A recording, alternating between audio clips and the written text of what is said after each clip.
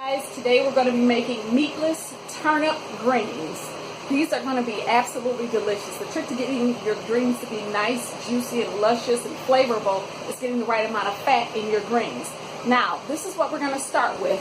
We're going to start with a super big bag of Glory greens, and you can buy yours from the grocery store, or you can pick them fresh out of the produce aisle, wash them, and chop them up. This is just a shortcut. Get yourself a pot of salted boiling water. You want to do about a teaspoon of salt in boiling water. On the side, we've got some red skin potatoes boiling. We're going to add that to the pot at the end. That's just going to add another layer of flavor. Now, to your greens, you're going to add a tablespoon of minced garlic. You're going to need a teaspoon of crushed red pepper. That is optional if you don't like heat. You're going to need some seasoning salt. This is my favorite one. You're going to need about a tablespoon of seasoning salt. You're going to need some crushed black pepper. And I'm going to have to grab some more up in the cabinet because that one's empty. You're going to need some salt. I like pink salt. You're going to need 1 tablespoon of onion powder, 1 tablespoon of garlic powder, and you're going to need a tablespoon of lemon pepper. That's so that you don't have to use the vinegar. I don't like a vinegary taste. If you like vinegar, use 2 tablespoons of vinegar instead. Now, you're also going to put the fat in when it's about 10 minutes in cooking. You're going to add 2 tablespoons of coconut oil. That coconut oil is going to give it a nice, lush, delicious taste. It's going to add the fat to the greens in place of the meat. And you're going to get some nutrients from that coconut oil also. Coconut oil is good for everything. Your hair, your skin, just about everything. And it adds a nice balance of fat to your diet. All right, the greens are going in.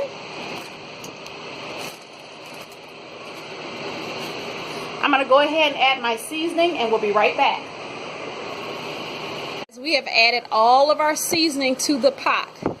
Now it's time to stir in the seasonings. Again, these are the seasonings, and you want to adjust them according to your taste buds. If you do not have an extra large bag of turnip greens, you want to minimize the amount of seasoning by 50%. This is an extra large bag of turnip greens, and I also have a bag, I have about, I want to say a half bag of a 5-pound bag of red skin potatoes. So that's about maybe 4 potatoes chopped up. So that's why we're adding so much seasoning. I'm going to stir the seasoning in, and I'm going to be back in about 15 minutes, and we're going to take a look at these greens, and we're going to add the coconut oil. Hang tight. All right, guys, take a look at our greens. We have added the coconut oil and all of our seasoning. It's been cooking for about 15 minutes. Our potatoes are done, so we can turn these off. And for those who need to have meat in their greens, all you had to do was add a smoked turkey wing towards the beginning, or a smoked turkey leg. You can add your salt pork if you like. I don't eat pork because it gives me headaches. And also you can use for your stock chicken broth. For vegetarians, use vegetable broth if you just want an extra flavor, extra layer of flavor added to your greens. Also, if you don't want to use any meat but you want a chicken flavor, I would suggest using Better Than Bouillon. Bouillon is artificial. This is not. This is made with real chicken.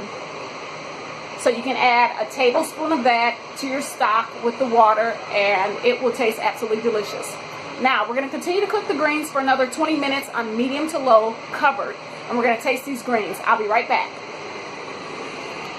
Greens are finished. As you can see, we have the red skin potatoes for an extra layer of flavor. You can add rhubarb to yours if you like rhubarb. I'm going to have my husband come in and taste. All right, honey, give her the gander. I had the best job on earth.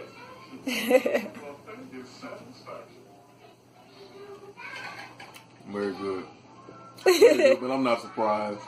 My wife can cook. Thank you, honey. All right, I think I'm going to dig into this now. If you guys want the recipe to the buttermilk fried chicken, it is below. Have a blessed one, and we'll see you soon with some desserts.